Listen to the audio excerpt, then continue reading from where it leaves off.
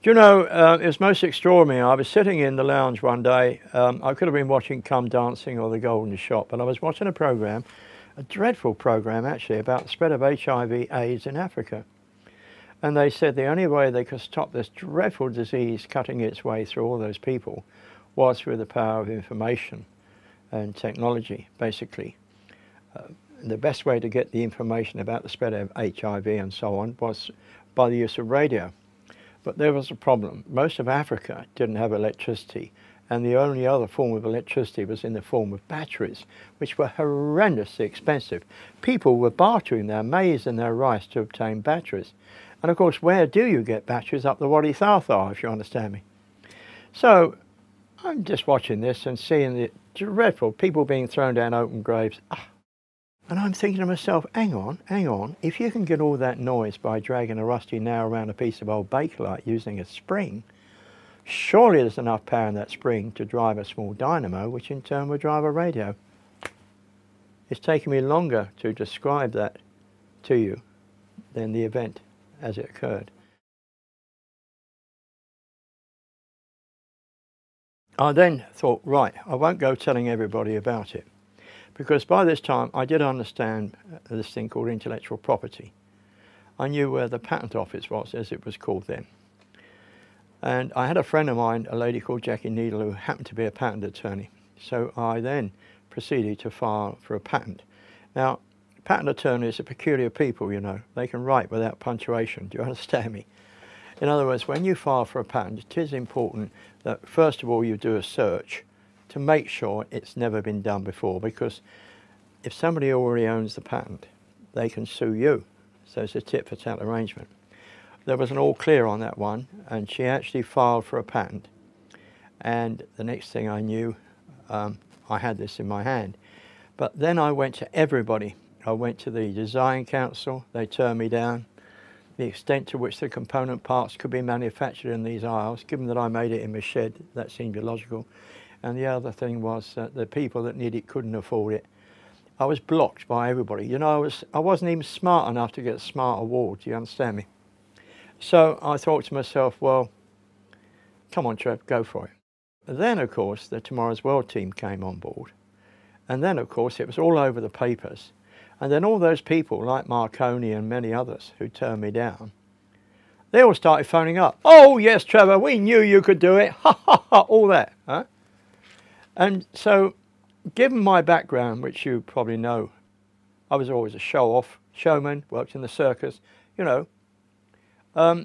It was very easy for me in that respect, because I wasn't exactly camera shy, if you understand me. But I brought that sort of talent, if you call it that, plus my ability as an engineer to make a prototype. And through publicity, I was able to get the right people on board, or get people on board who would, you know, go for it. Unfortunately, it's now closed. The people who actually took the thing from me literally ripped me off big time, because I allowed them to do so. In other words, they steered and pushed and shoved me out of it. They were trying to get publicity for themselves, despite the effort and time I'd put in this workshop to make it happen. My own stupidity, really. Basically, it's that little piece of paper. They have lawyers who write that, you see.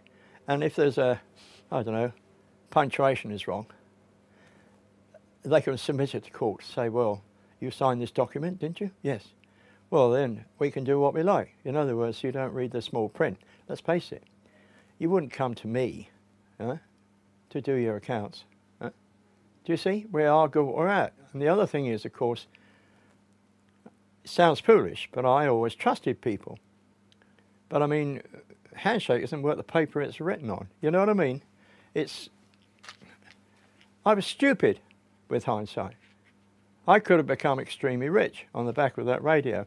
As it was, I became very, what shall we say, famous in a way because of the exposure that I got, which was wonderful. But it was just the principle of the whole thing. I wasn't put on this earth to make a few fat cats even fatter. I designed that radio for the poorest of the poor.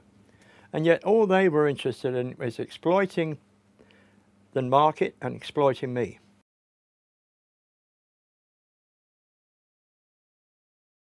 Do you know there's an expression, chance favours the prepared mind? Do you know, when I was a child at the age of 5, I could do the most amazing things with my Meccano set, but I couldn't write my name. I think that most people out there said, cool, blimey, I could have done that.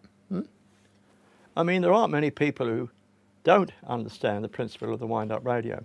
But what they were saying to themselves, and I can understand it, if only I'd thought of that, you see. Well, the thing is this, you've got to remember, we are all inventors. I mean, ironically, in the old days, if I said I was an inventor, they'd say, who is this arrogant, self-opinionated so-and-so? Huh? But you see, we all solve problems continuously, but chances are it had been solved before. So what? Great minds think alike. There are several ways of protecting your idea. Patenting is the obvious one, if it's something that has not been done before, if you like.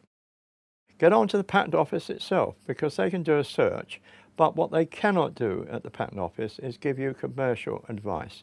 It's not part of their remit. Basically, what they do is simply file for the patent.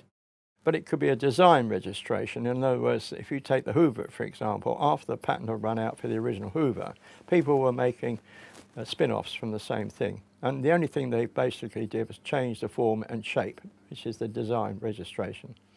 So they had a form of protection there which could be easily circumnavigated, so that's not very strong. Then you have the copyright situation, which most journalists enjoy for free, right?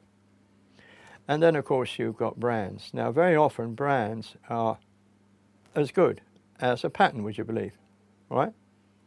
Let's say, for example, you've invented a titanium horseshoe. You say, now, hang on, why would I want a titanium horseshoe, right? Well, it's much lighter than steel. It doesn't rust, right? And it's immensely strong. Yeah, but it costs 10 times as much as steel. So what? My name's Sheikh Mohammed Maktoum. Every horse I've got is worth £1 million. Yeah, well, how do I protect it? You use the brand. You say, you form a company, the Titanium Horseshoe Company.com, right? Titanium Horseshoe, whatever, you see. In other words, when somebody wants to purchase through the Yellow Pages titanium horseshoes, because you've got the registered name, they can come straight to you.